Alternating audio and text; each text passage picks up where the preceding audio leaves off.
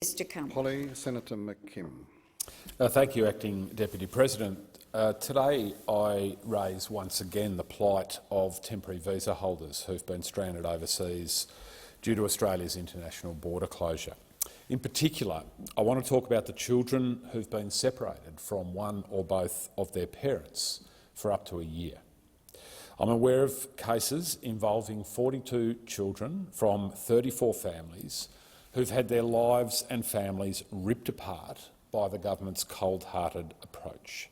The pain, the anguish and the trauma that is being caused to these children and their parents is incalculable, and there is no end in sight.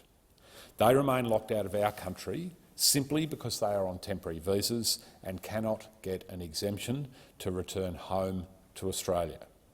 Today, I'm going to read out the names of these children so colleagues can understand that we're dealing with real humans, real children and real families.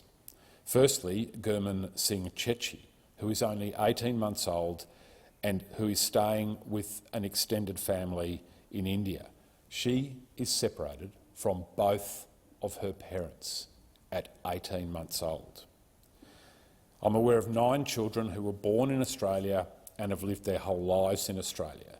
Danny Talebi, 12 months old. Danny's father, Hassan, is an asylum seeker and cannot leave Australia.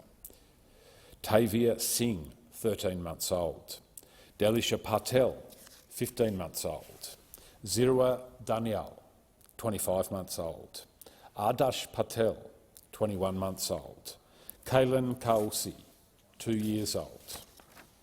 Naimet Daliwal, 3 years old. Maiz Samiullah, 3 years old. Amrin Lahoria, 4 years old. Each of those children is stranded overseas with one parent while the other parent is in Australia. Then there are 4 mothers that I'm aware of that were forced to have their babies overseas. These 4 children have never met their fathers. Mirza Osman Ali Baig, 3 months old. His mother Afrin was forced to have him in India. Barza Hassan, 5 months old. His mother Ayman was forced to have her in Pakistan. Noah Kausi, 6 months old. His mother Melanie was forced to have him in Mauritius. Yosef Mosa, 7 months old. His mother Sarah was forced to have him in Egypt. Remember, they were forced to have their babies overseas and they've never met their fathers. We have 28 children of skilled visa holders and international students who we invited to come to Australia. Mahin Usman, 18 months old. Mayra Guleria, 19 months old. Amelia Anas, 22 months old. Tejavsi Pradeep, 2 years old. Devan Silva, 3 years old. Navira Hashmi, 4 years old. Harsab Panu, 4 years old. Kian Malik, 4 years old. Omar Salahadan, 4 years old. Diana Saga, 5 years old. Ananya and Ishani Singh, 7 months old and 13 months old. Faid Nafi, 7 years old. Tosa Ekram, 8 years old. Ali Yosaf and Mohammed Jawad Patel, 8 years old and 5 years old respectively. Kritika Kalra, 9 years old. Sanyukta and Soham Sen Sarma, 15 years old and 8 years old respectively. Leander Lara, Kenny Lara and Emmanuel Jevan, 13 years old, 11 years old and 19 months old. Shamanta and Nashita Islam, 13 years old and 9 years old. Jorgo and Davor Miloshevsky, 16 and 14 years old. And 2 other children from 2 other families aged 9 and 2. All of those children are stranded overseas with one parent and separated from their other parent who is in Australia. They have suffered rejection after rejection after rejection by this government. And the government says they don't meet the government's criteria for a compelling and compassionate case. Some of these families have been rejected 60 times. In what world, colleagues, does a child being separated from their parents or a parent for over 12 months not count as compelling and compassionate? This pain and trauma has to be stopped. We have to look after these families and allow them to be reunited as soon as possible. And I again implore the government to grant exemptions to all families where a child is separated from one or both of their parents, irrespective of their visa class. But it's not just children who've been separated from their parents. Couples have also been torn apart by Australia's travel ban. I'm currently advocating for 199 couples which are separated. Some separated couples are on temporary visas. Some are Australian citizens whose partners are stranded offshore because they are on temporary visas, while others are couples separated while they wait for their partner visas and prospective marriage visas to be processed. Many are experiencing such extreme stress and pain due to the 10+ month separation from their partners that they are experiencing mental health issues for the first time in their lives. I ask senators, how would we all feel if we couldn't see our partners or our children for 10 or more months with no end in sight?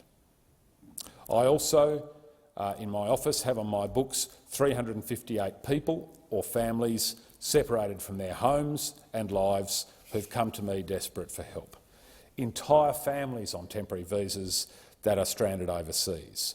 While they aren't separated from each other, they are separated from their jobs, their incomes, their assets, their homes, their communities and their lives.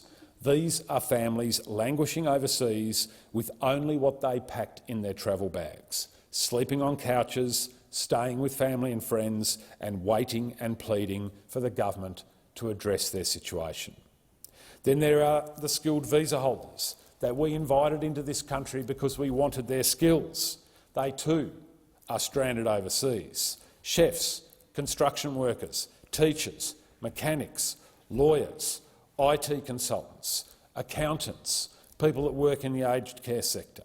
The businesses they work for are suffering losses from the ongoing absence of key team members during what are already very difficult economic times. I'm also aware of people on student and graduate visas who've now paid thousands of dollars to come and study here and are watching their visas run down and expire through no fault of their own. People on temporary visas have a legal right to be here in Australia. They are not tourists or people hoping to come here for a holiday. They live here. Their homes are here. Their jobs are here. Their lives are here. Their families are here. They work here and pay taxes here. We have an obligation to these people to do the right thing and let them come home. I implore the government to address these issues, and I implore the government to address the people in these horrendous circumstances directly. Tell them what your plan is for them. Show them the respect and courtesy that they deserve. We invited them into our country. Many of them are guests in our country. Others work in our country. Many have built lives in our country. Their children go to school in our country. They own businesses in our country. They pay and have paid taxes in our country. We are a better country than this. When you invite people into your homes, you don't slam the door in their faces when the going gets tough.